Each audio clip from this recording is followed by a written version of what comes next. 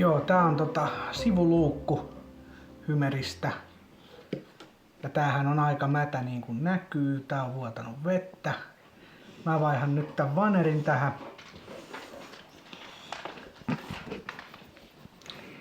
Tuut sekin vaihtaa. Älä kuolaa. No niin.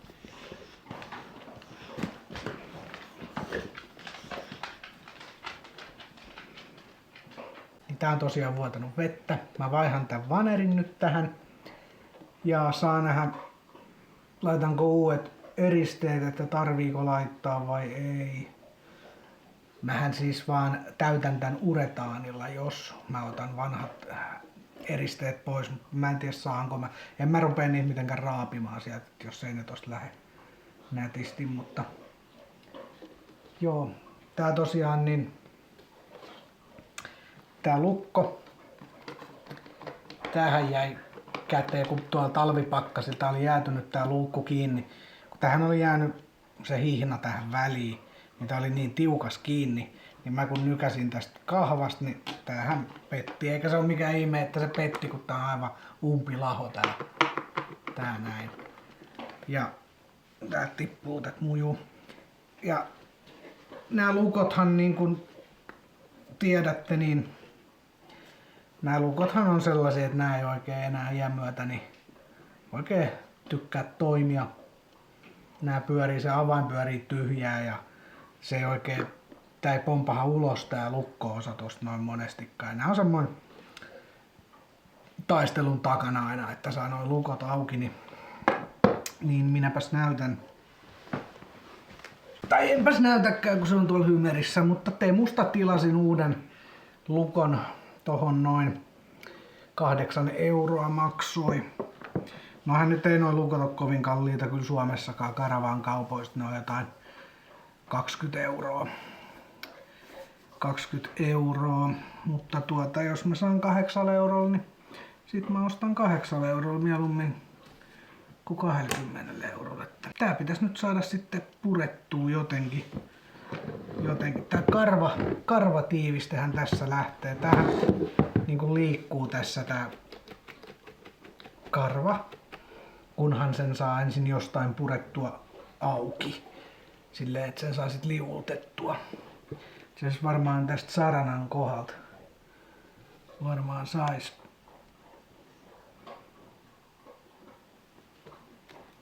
Joo, pitäisi varmaan tuo sarana avata tosta.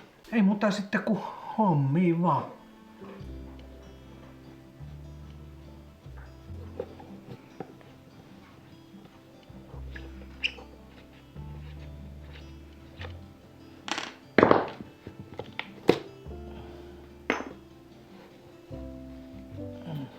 Jostainhan tän pitäisi lähteä auki. Otetaan nyt tääkin sarana irti tästä.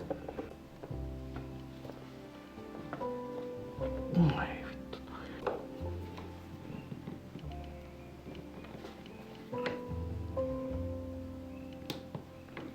Ei vittu.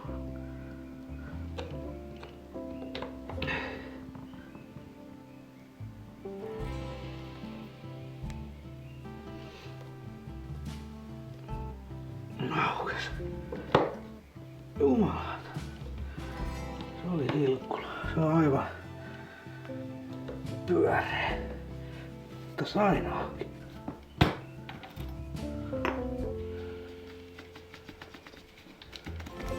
Se on tästä saranan kohdalta, se jumittaa molempien saranoiden kohdalta. Se ei tästä välistä oikein. Pitäis saada tää alumiinikehikko tästä niinku purettuu, että se olisi uuden vanerin tonne silleen paremmin, helpommin asennettua. Mutta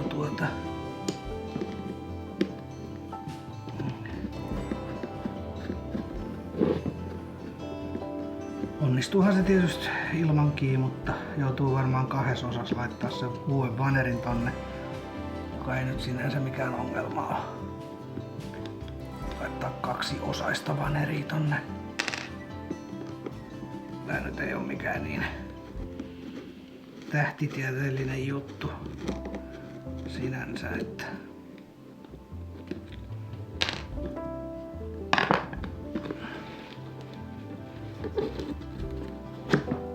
no itse kun et nyt ei oo mitään jakoavainta edes.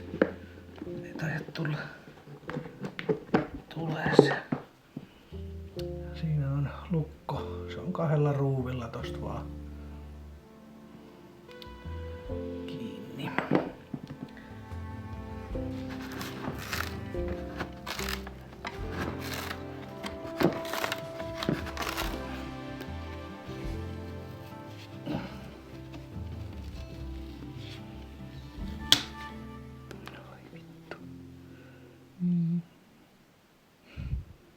On ruuvit. Tässä missä tää sauma näkyy, tän alumiinilistan sauma, niin siinä kohdalla tässä urassa, missä toi tiivisten menee, niin täällä on vuosia hapettuneet ruuvit lähti irti. 2 ruuvia tossa molemmille puolille. Helppohan tää on purkaa, katsotaan saadaanko kasa. Mä oon aina hyvä purkamaan kaikkea, mutta kasaaminen on sit vähän. Ai. No.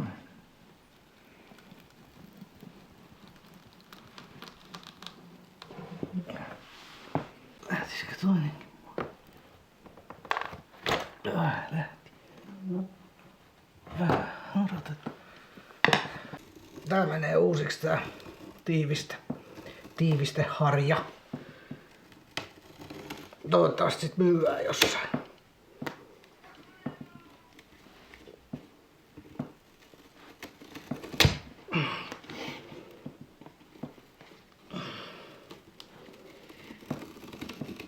Mun mielestä vapaa-aika.comissa myyään. Toivotaan, että en oo väärässä. No just siitä ruuvien kohdalta pitää olla niin maan perkeleen tiukas.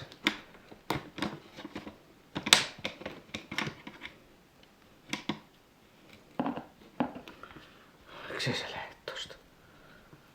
Lähes nyt saatana.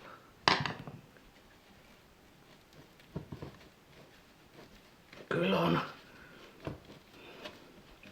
Hymerin luukku vähän vastustelee. Miten lähdet irti sieltä, saatana. Eikä tää perkele. Saatana tällaisia, saatana. Ja nyt on saatana. Ei saatana. Olisinko mä mieluummin jossain Kantabrian vuoristossa karavaanailemassa puskaparissa, niin ehkä voisin ehkä mieluummin olla. Saatana tää ruuvikin vittuille. Perkele.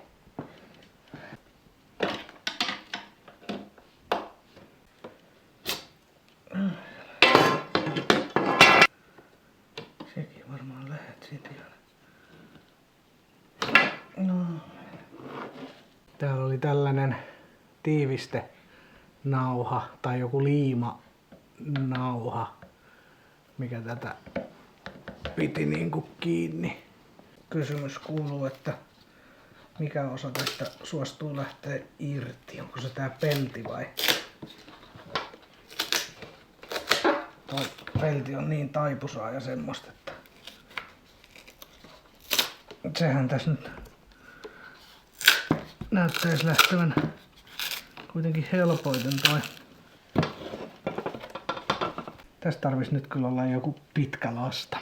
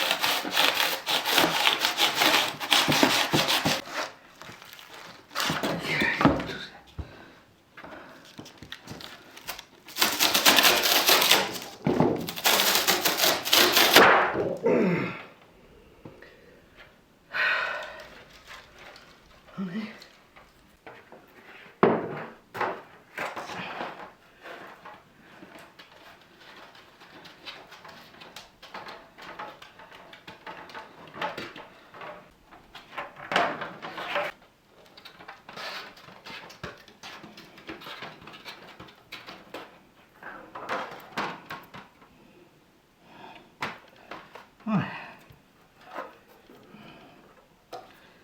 Noin. Ja nyt sitten periaatteessa näähän täytyy nyt sitten putsata pikkusen tää massanmössöjä ja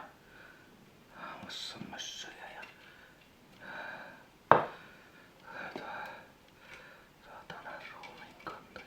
Joo, nää urat pitää putsata massasta ja tosta lahosta puusta.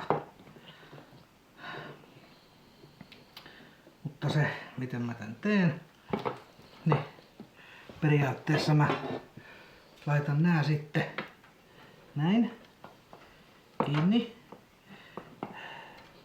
Tää on nyt tää pelti tässä väärinpäin, mutta tää tulee tietysti ulospäin tää maalipinta. Mutta sen mä liimaan ensin tonne kehikkoon koriliimalla. Kehikkoon toi pelti. Sitten mä pursotan tähän uretaanit reunoilta alan. Täytän uretaanilla tän ja sitten mulla on seinävaneri, mitä mä tohon viime videossa epoksimaalilla maalailin, niin sitä samaa 3,6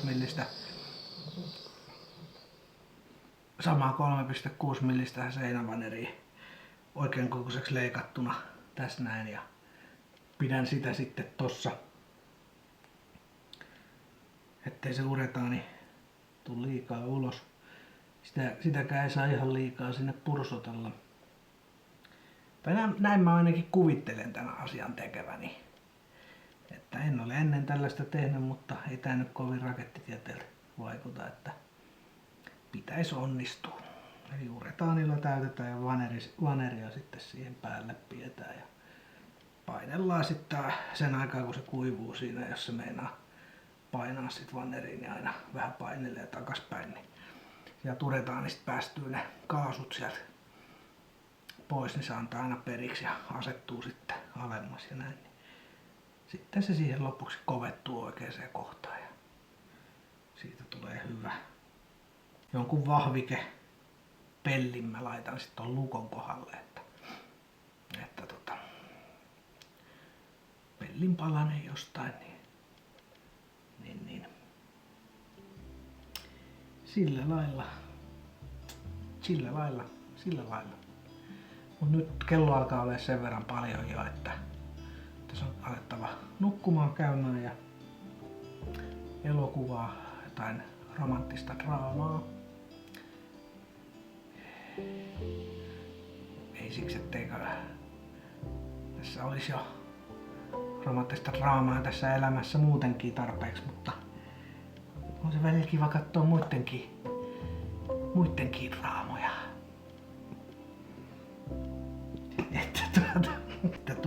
Niin minäpäs alan tästä siivoilemaan ja imuroimaan näitä jätteitä, että ei mene heti draamaksi tää homma.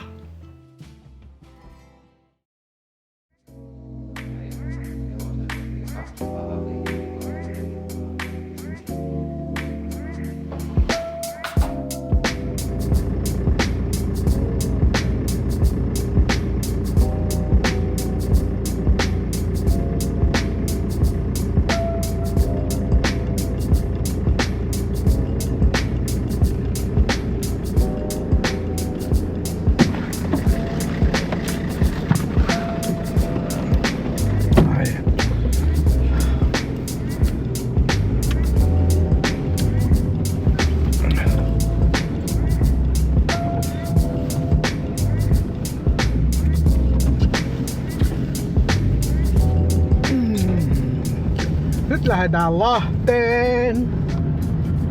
Lahti. Mennään No joo. Mennään Lahteen ja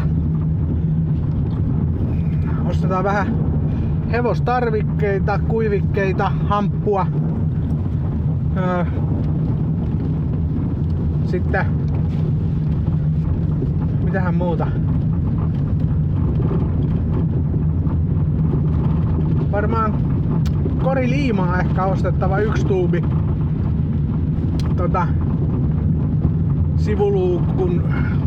sivuluukkua ovea varten, että saa ne vanerit ja muut liimattua sinne uraan. Mä oon nyt pyöritellyt päässäni vähän sitä ideaa, että miten mä sen teen.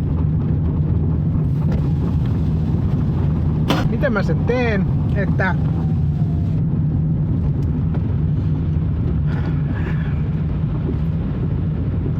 mulla tuli mieleen, että mä laitan paksun vesivanerin vaan siihen. Teen sen oven niin kuin paksusta vesivanerista.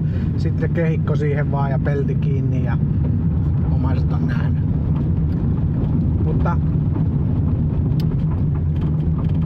sit mä ajattelin, että jos mä laitan tot 3 millistä vaneria vaan sinne ja liimaan sen ulkopellin siihen vaneriin ja sit sujautan sen sinne uraan koriliimalla kiinni.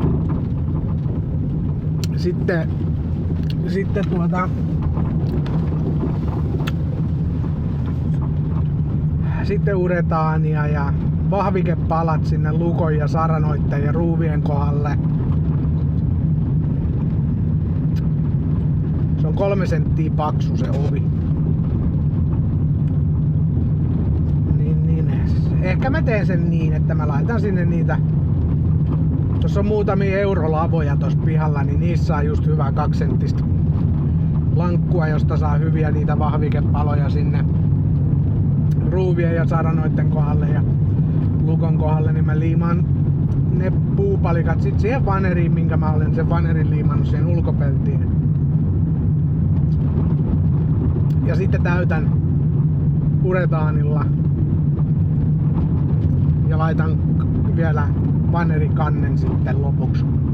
Kyllä mä sen niin teen. Niin mä sen teen. Näin mä teen.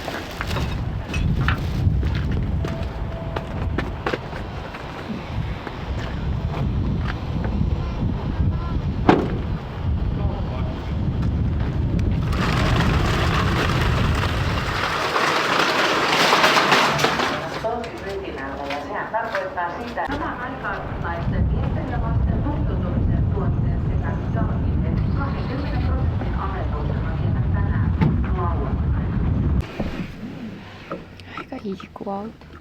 Niin aika pinkki. On. No avaimet.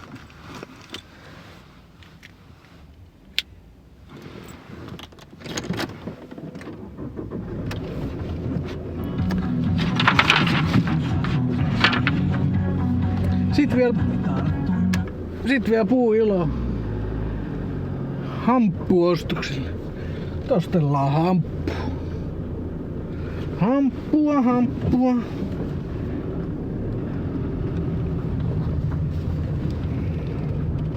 Hevosille hamppua.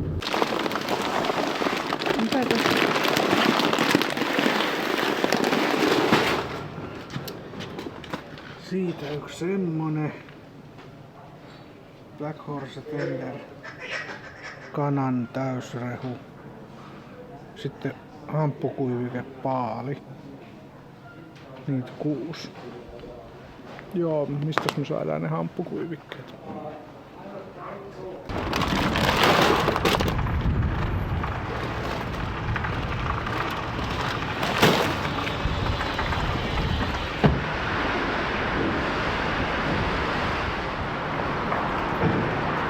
K-rauta. Nyt mennään ostamaan maalia. Näette minkä väriseksi hymeri tulee.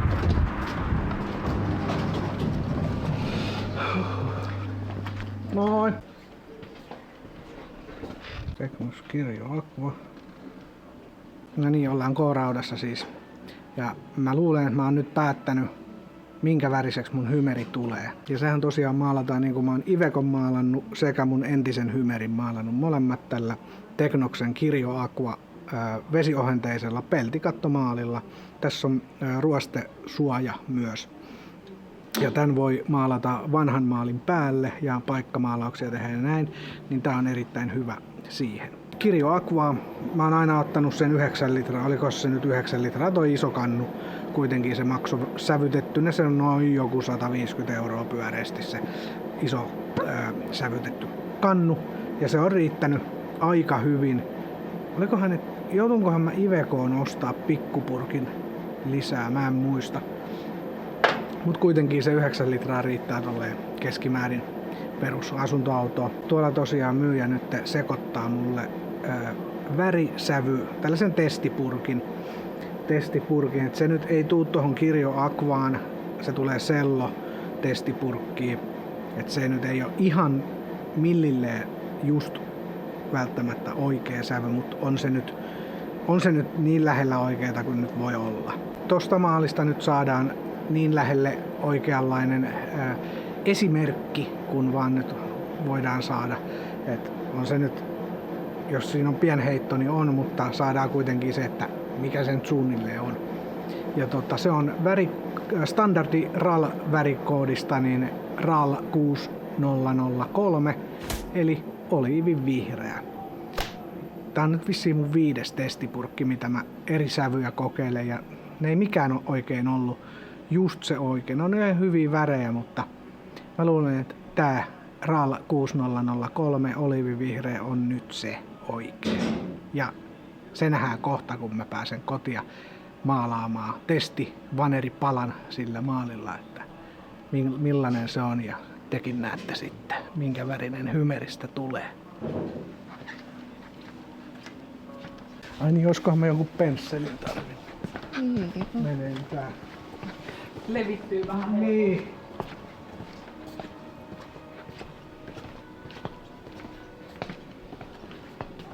Sitä mitään halpaa. Sehän olisi hyvä levittää tällaisen, millä se sitten 8 € maksaa. Mulhan on se, mulhan riittäisi 6 €.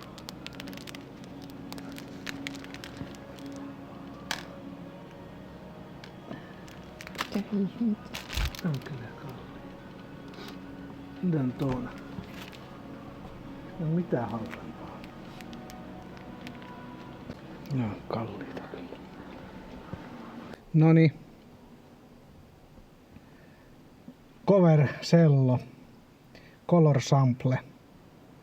Tämähän on siis puulle. Ensinnäkin tää peittosuoja. Tää on puoli himmeä. Teknos Kirjo Aqua on aina himmeä. Tää on puoli himmeä. Eli tää on vähän kiiltävämpikin kuin mitä se tulee olemaan sitten se oikea väri, mutta tää oli tosiaan nyt 12 € vai 13 € testipurkki, kun niillä oli ne toiset testipurkit siellä loppunut, niin jouduttiin mennä tuolla vähän kalliimmalla, mutta jospa tää olisi nyt se viimeinen ja se oikea testipurkki, niin ei tarvi enää muita testipurkkeja sitten. Kohta nähdään, minkä värinen tuli.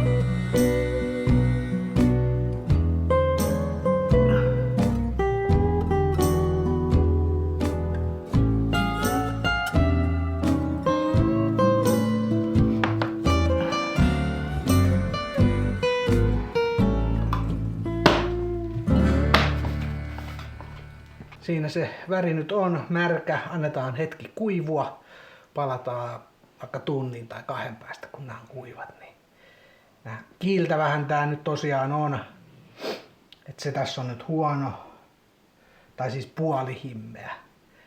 Eli väri on aika eri sit, kun se on täyshimmeä, mutta ei voi minkään. Se on se, mikä se on. Ja tää on aika vihreä, mutta vihreä siinä pitää tullakin. Ja kyllä mä tää on ainakin oikein niinku sävy, että ei ole lämmin eikä kylmä eikä mitään. Tässä ei ole mitään sellaisia niinku sävyvirheitä, vaan tää on nyt mun mielestä kyllä ihan oikea sävy. Että onks tää tumma? Hymerihän oli, se mun eka hymerihän oli aika tumma se vihreä ja se olisi saanut olla vähän vaaleampi, mutta kun se menee vaaleammaksi, niin sit siitä alkaa tulee sellainen pääsiäiskoriste. Ei niinku liian kirkkaan vihreä, ei siitä tule. Sen pitää olla sellainen niinku oksennuksen väriin kuitenkin. Tää nyt on, tää ei ole mitenkään niinku ruma vihreä eikä mikään. Et se saisi olla rumempikin, mutta tää on kyllä aika kiva. Kyllähän tää on aika hyvä. Eihän siitä pääse mihinkään. Tää on tosi hyvä. Ja kyllä mä luulen, että se on tää. Mutta annetaan nyt kuivua kuitenkin vielä. Ja palataan sit asiaan.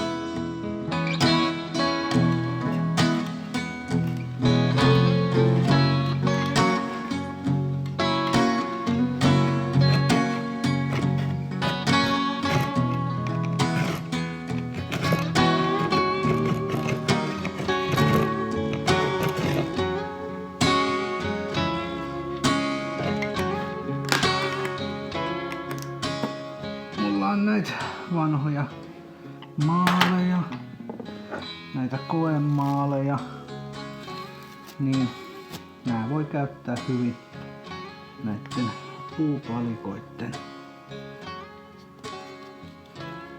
maalaamiseen. Ihan vaan suojamaali.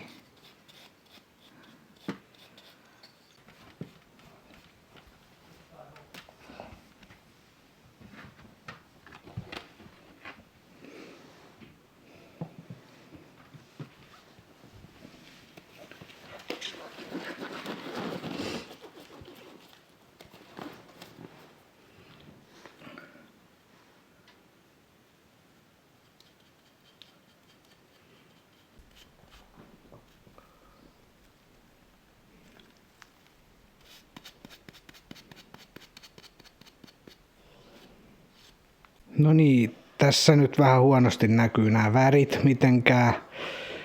Vähän ilta jo ja tälleen näin. Toi on tosi tumma. Se ei ehkä ole ihan noin vihreä luonnossa, miltä se tässä kamerassa näyttää. Mutta tää on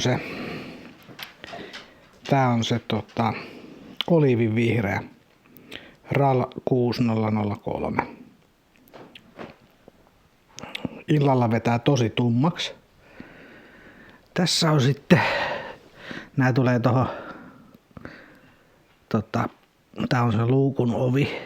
Siinä on toi luukun pelti.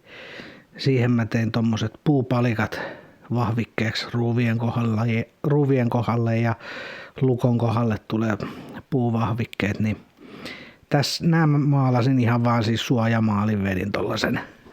Mulla on näitä vanhoja testimaaleja tässä näin. Niin tää on Tikkurilan TVN 451 eli mätäs. Tää sävy. Se on kellertävämpi sekä huomattavasti vaaleampi. Se on kans hyvä väri.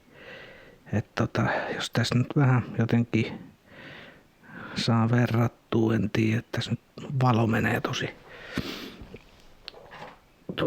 huonosti.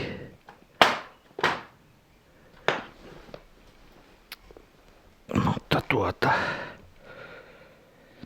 näin ehkä näkyy vähän sävyero, eli toi oliivivihreä oikealla on huomattavasti tummempi.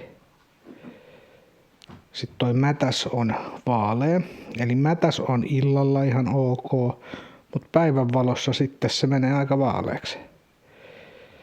Kun taas oliivivihreä on päivänvalossa tosi hyvä.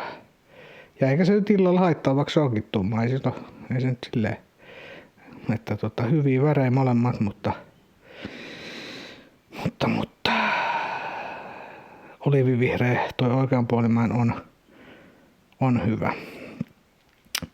Kun tää mätäs, siinä saattaa tulla vähän ongelmia. Se saattaa olla liian vaalea ja silleen sit kun sen tonne auton peltiin vetelee, että isolle alueelle päivänvalossa, niin siinä voi tulla ehkä ongelmia, että toi on ainakin varmasti hyvä toi vaikka se nyt tumma onkin, mutta tämmöstä pähkäilyähän tää on.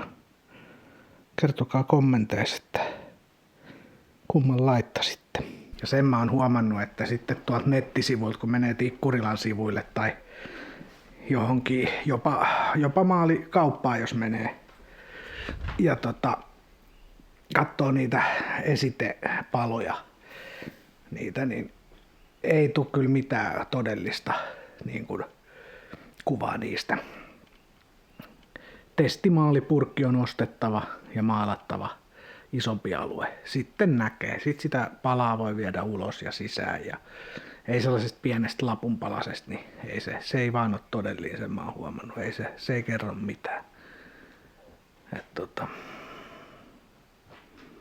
Tässä on niin monta hyvää, niin kuin varmaa hyvää väriä. Mä oon ollut ihan varma, että tää on tosi hyvä väri. Niin sit kun sen on maalannut, niin ei se olekaan. Sit siinä tulee ihme ongelmia. Se on joko liian vaalea tai liian keltainen tai liian sininen tai jotain, että se ei vaan niin kuin ole hyvä. Mutta toi mätäs ja oliivivihreä, niissä on niin kuin hyvä sävy. Mutta toi mätäksen vaaleus nyt vähän on kysymysmerkki. Sitten taas toi oliivin tummuus on ehkä vähän kysymysmerkki, mutta en mä tiedä. Ja nyt joku pitäisi valita, niin kyllä se olisi varmuuden vuoksi toi oliivivihreä, koska se on varmasti niin kuin hyvä sävy. Eikä se ole liian vaalea sitten päivänvalossa. Näin.